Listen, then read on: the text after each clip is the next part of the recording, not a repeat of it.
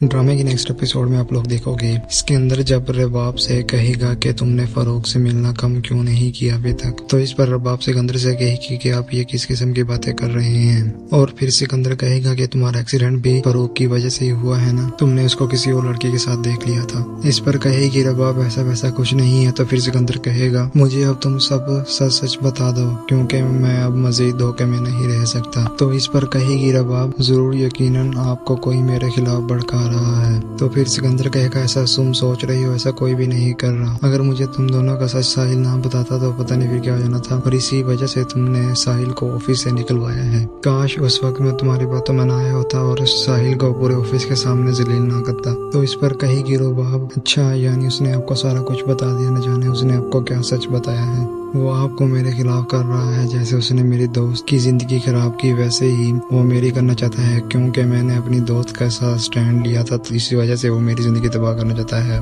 तो इस पर कहेगा सिकंदर बस कर दो, तुम तो बहुत ही शातिर लड़की हो, मैं अच्छे तरीके से तुम्हें जान गया हूँ और अब ये सब मुझ पर नहीं चलने वाला। तो फिर रबाब कहेगी सिकंदर प्लीज एक बार मेरी बात तो सुन लो। तो इस पर सिकंदर कहेगा कि मैं तुम्हारी एक बात नहीं सुनने वाला। अगर ऐसा कुछ नहीं है तो फिर तुम मुझे ये बताओ, उस दिन भी फरूक का नाम लिया था ना जब मैंने पूछा था तुम किस लड़के से मिली। तो फिर अब ऐसा क्या तुम फरूक का नाम सुनते ही घबरा गई और मुकर गई।